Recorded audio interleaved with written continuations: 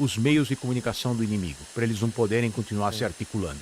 Isso foi o que os israelenses fizeram e não por acaso, logo depois, houve uma invasão terrestre do território do Líbano, onde os israelenses estão atuando da mesma Aí a pessoa fala assim, tá lá em Túnez, é fácil você pegar os terroristas em Túnez, mas eles não têm noção que tem túnel de 6 andar, 7 andar, né? Precisa de ar-condicionado, passa carro. A população de São Paulo adoraria ter um metrô do tamanho dos túneis que tem na faixa de Gaza. Sério, professor? Sim. Se estima que o Hamas tenha construído 800 quilômetros de túneis no subsolo da faixa de Gaza. De onde veio o recurso?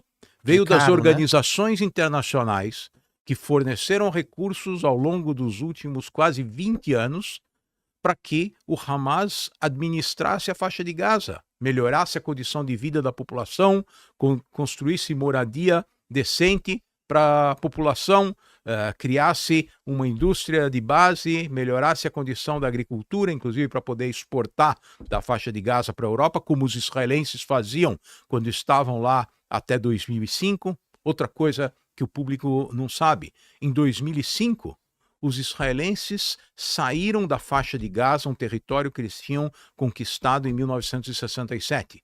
Retiraram os colonos agricultores que viviam lá, retiraram todo o exército israelense do território.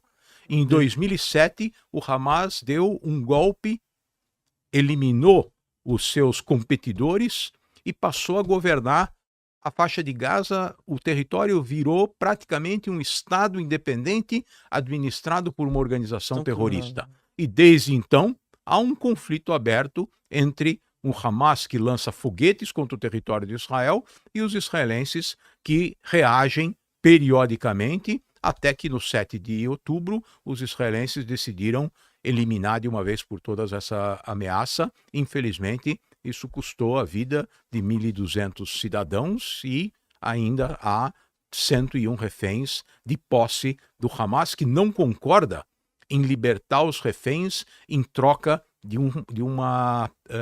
do encerramento do conflito. Eles querem deixar lá os... Ninguém sabe o que eles querem. Eles perderam a liderança, porque o Yahya Sinwar, que era o líder do Hamas na faixa de Gaza, foi morto pelos israelenses. O líder político, que estava no Catar, foi eliminado pelos israelenses no Irã, o que gerou um enorme problema para os iranianos, porque eles não podem proteger um líder estrangeiro convidado deles no seu próprio território, e mostrou que os israelenses têm capacidade de eliminar os seus inimigos. É só questão de tempo. E a inteligência de Israel é muito grande, né, professor? Você começa a olhar, eu acho que ao longo dos anos ele foi tão assim... Todos os países, né, e essas organizações criminosas, terroristas, ficaram tanto em cima de Israel que Israel foi aperfeiçoando as suas armas, né? Pô, tem um domo de ferro que você não vê em lugar nenhum. Você vê lá que ele consegue interceptar, se eu não me engano, foi 4.000 foguetes a última vez que o Hezbollah mandou para eles? Ao longo do último ano, o Hezbollah lançou milhares e milhares de foguetes, e o que a inteligência israelense conseguiu desenvolver foi um sistema que, mais do que derrubar os mísseis que são lançados, eles conseguem prever onde é que o míssil vai cair. Então, se o míssil vai cair num local habitado, eles lançam um foguete que vai interceptar o míssil. Se o míssil vai cair na praia, vai cair em algum campo cultivado, deixa o míssil cair lá, que não vai causar dano nenhum. Que é caro, né? Essa é a lógica do algoritmo que foi desenvolvido. E os israelenses têm uma inteligência tão sofisticada porque eles não têm opção. As pessoas não entendem que Israel está lutando uma luta pela sua sobrevivência. Não é pelo... Se Israel perder uma guerra, a população vai ser exterminada. Não é uma guerra para conquistar território, não é uma guerra para modificar a fronteira, é uma guerra pela sobrevivência. E por isso, o mundo inteiro deveria entender que essa é uma ameaça que não é só contra Israel. São os valores das democracias ocidentais que estão em jogo. esses fundamentalistas islâmicos, eles não querem que o mundo continue a existir da forma como existe. Eles querem impor os seus valores, eles querem que as mulheres cubram a cabeça, eles querem que as meninas de 12 anos sejam entregues para casar, às vezes com gente da minha idade. É o califado? O que esses fundamentalistas islâmicos propõem é um retorno do califado, que foi o que o Estado Islâmico conseguiu implantar nas regiões do Iraque e da Síria quando eles atuaram naquela área. E os americanos, e curiosamente, os americanos, os russos e até os iranianos mandaram soldados para impedir que esse grupo terrorista conseguisse continuar controlando aquela área. Porque aí há um interesse comum de destruir um grupo terrorista e cada um dos participantes desse grupo tem seu próprio interesse.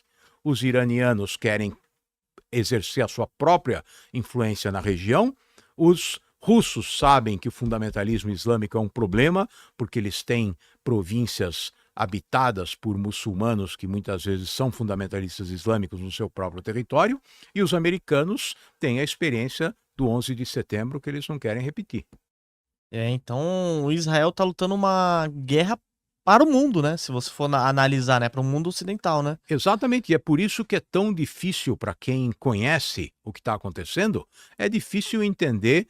Como tem Primeiro, gente que defende, esses né? protestos contra o direito de Israel de se defender e muitas vezes até ações como um embargo de armas que os israelenses precisam para se posicionar como um bastião de defesa dos valores ocidentais. E, professor, Israel, eu não sei, eu vendo desse lado aqui, não sou especialista em nada, mas você vai dar uma visão melhor, né?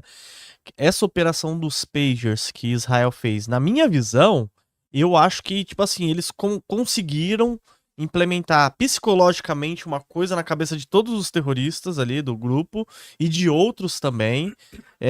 Um ataque psicológico e também assim, eles voltaram para a Idade da Pedra.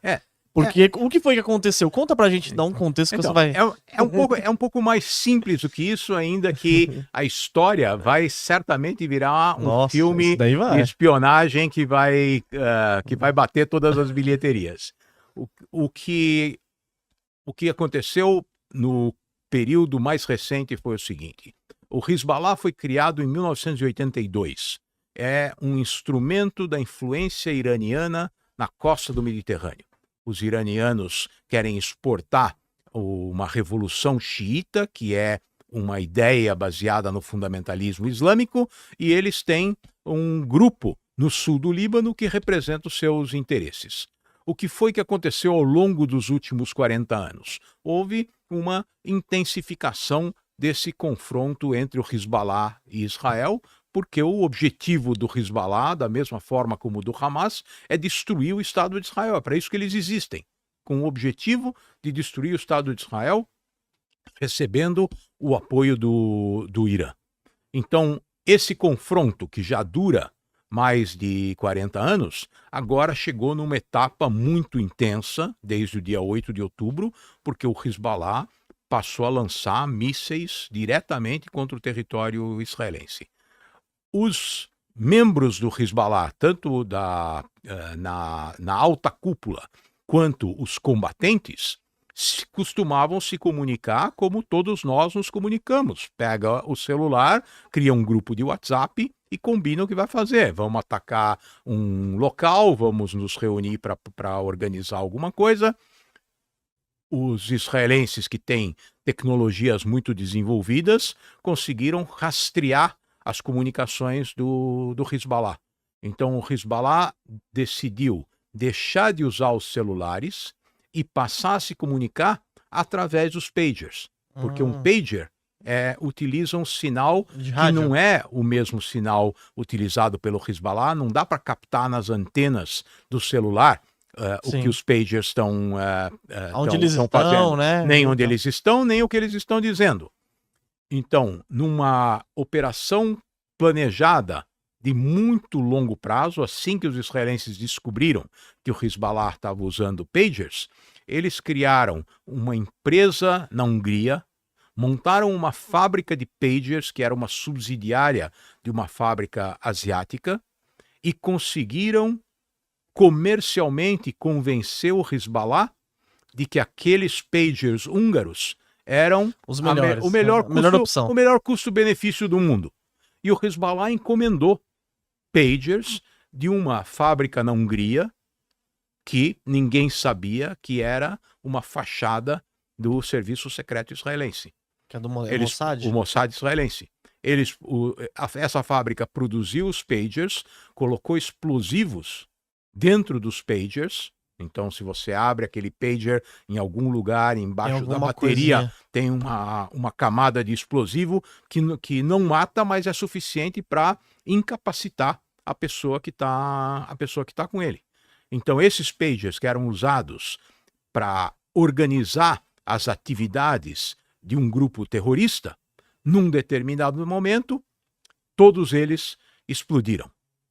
Quem tinha os pagers recebeu uma mensagem com algum tipo de urgência, e na hora que pegou o pager para ver a mensagem, o pager explodiu simultaneamente. Mais de 2.000 aparelhos explodiram nas mãos dos terroristas, além de alguns outros elementos, como, por exemplo, o embaixador iraniano no Líbano foi atingido por uma dessas explosões. Por quê, né? Então já começa a imprensa internacional a dizer que os civis foram atingidos. Não, mas por que o embaixador do Irã no Líbano, que é um civil, estava com um pager usado nas comunicações de um grupo terrorista? Olha. Tem mais é que ser atingido. Disseram que uma criança, infelizmente, foi atingida porque estava levando o pager para o pai.